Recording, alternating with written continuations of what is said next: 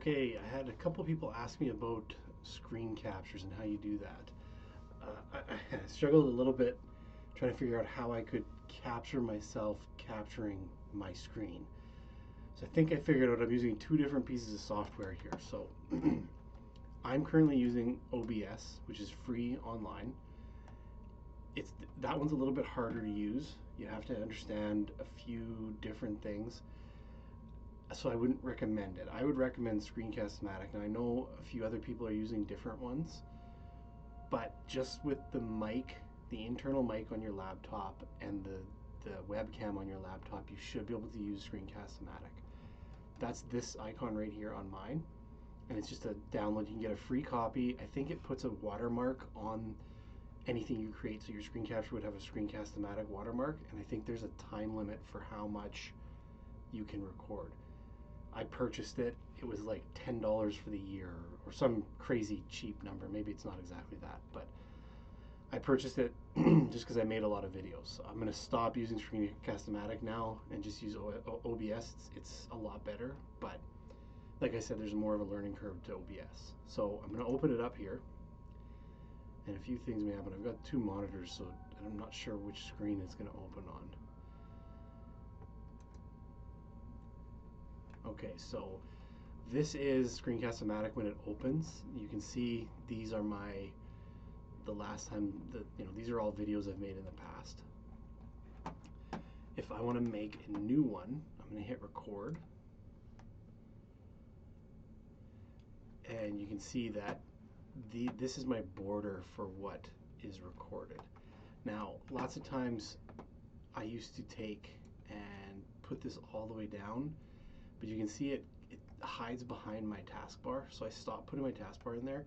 I also want to leave myself room to have my control panel open here. This is where I'm going to be able to, once I start casting, record and not record. Now I don't know what's going to happen when I hit record. I haven't tested this, so we'll see what happens. But you can see my mic is connected here.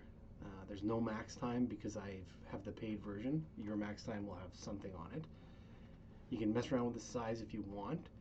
Now you can just record the screen, you can record just yourself using your camera, or you can record both.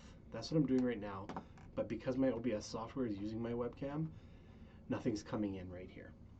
But this, if you were using your camera as well, which I think is a nice touch, especially now that we're not ever face-to-face with our students, I think it's a nice touch to have your face down in the corner, just because it becomes more personal. Excuse me. Becomes more personal, and I mean, they know it's you, but you don't have to have it on there. And it takes courage to put yourself in front of a camera. I've accepted how I look, so it doesn't bother me as much anymore. But that's the basic settings. You can come into the audio if you have different mics plugged into your computer. And some of these are cameras as well, because most cameras have an internal mic. You can use the internal microphone of your computer, or you could plug a mic in. If you have a headset that's got a mic on it, you can plug that in as well and use that. So whatever current setup you have, that's what you're going to go with. And then the computer audio here is the noises that the computer makes. Are they going to be included in your video? So I have mine included, yes. There's also more preferences you can go into, but I'm not going to go into all of those. You can experiment on your own. So I'm going to hit record and see what happens. It gives you a countdown, and then now you would start talking. I'm pretty interested to watch how this will look when it's finished, but you can see the lines have switched to red. Now anything I do inside these candy cane lines, that's going to be recorded. My voice is going to be recorded by the mic, so I could talk my way through it. And as you select things, it gives you an option later to mess with the cursor. So you go through whatever program you want to go through. So if you want to open different programs, you would click your programs down at the bottom, run through them, teach the tutorial, or go through whatever skill you're teaching using whatever programs you need to use. You can pause, and you can see the lights go away. Right now I've recorded 43 seconds on ScreencastOMatic. I can garbage it and start over. It looks like you can draw and zoom on things. I've never used that, so that would probably be pretty helpful. But remember now, I just paused it. So if I wanted to continue, and then now you would start. oh, I played it. Okay, so then this button, this is to play what you've already done. This is going to be to bring you back to where you started at. So truncating it would mean to record at the current position, so it would record over top of what I just recorded. So I'm going to say no. I hope that was right. Oh, I guess I am going to truncate it. It looks like I'm going to record over that stuff that I just did. So if you do pause it, make sure you hit record again and don't start playing, because I'm not quite sure how you attach the end of one video to the next, but whatever, that's not super important. You can keep recording, and if you need to pause it, just make sure you hit record to restart. All right, so I'm going to say pause, and I'm going to say done this time. Now it's going to give me my options for how I can save. Now this is the crucial point, so you don't lose the video you just created. Okay, so if you edit these options here, you're, hang on.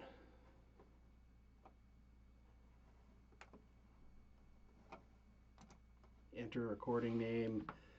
This is temp screencast OBS.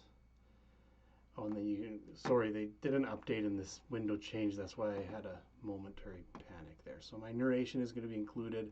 Looks like you can add music. I'm assuming that'll only be in the paid version. Then you can have show the cursor, webcam, captions. You can go through all of that stuff. So now I'm going to say done. When I click on the video name, I can come in. It gives you a type is MP4. Now your file name, I already changed that in that other window. You could just change it quick right here. Temp screencast OBS. You can pick what folder you want to, and this is the one I wanted to show you before. This is the important one, okay? You don't want to have to guess where that file got saved to. So when you click on this folder, you can navigate through browse to wherever you want the folder to go in, the file to go into. Mine's going to go in there.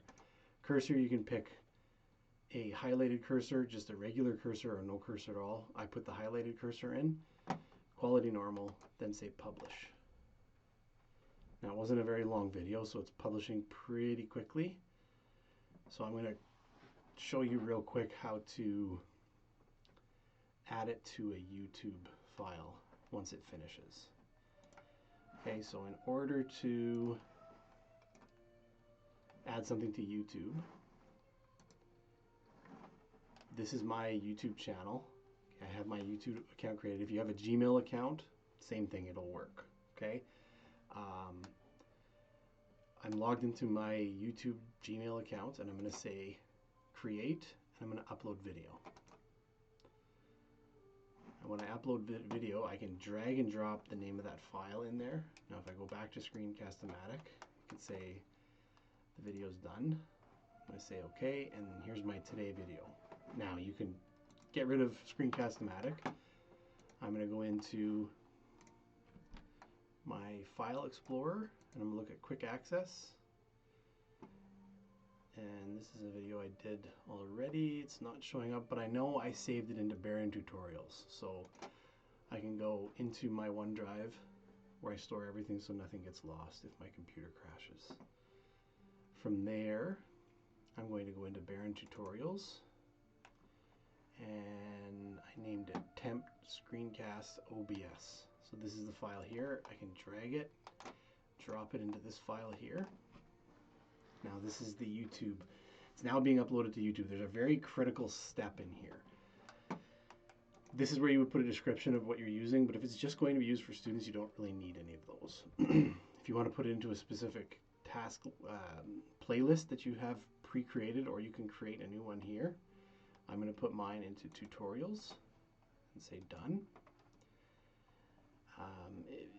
I always just say no to this. Some people are getting sued on YouTube because they're making content not available to, or saying that it's available to kids when there might be something in there that's not for kids. So I always just say no. I'm not making anything for young kids anyway. So you have 3 options along the top for your YouTube video. All right. Video Elements doesn't really have a lot in it, so I skip to here. You can add content onto the YouTube video, which I don't think any of you want. This is the important step, is visibility. This is where you have to pick who can see the video. If you say private, you will have to add individual users through their Gmail access to be able to view that video. That's not really what we want. Public means anyone can see it. They could search it, they could find you and play your video. Maybe you want to do that. Unlisted is where most people will want to be. Nobody can get to this video if they don't already have the link to it, so it can't be searched. Okay, so I click unlisted, and here is my YouTube link once this is finished. So I'm going to say save. I don't want to do that right now because I don't want this crappy little video I made to go up, but you would click save. I'm going to cancel it.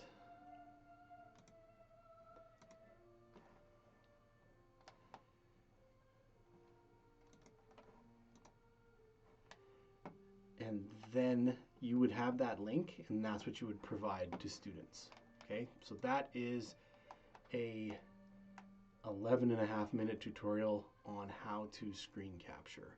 If you want to use OBS, my ScreencastOMatic is not going to grab a copy of my OBS. So if you want to use OBS, you can contact me privately, and I could maybe FaceTime with you or something and walk you through it. But that's ScreencastOMatic if anyone is interested. If you have any questions, feel free to get a hold of me and I can walk you through it.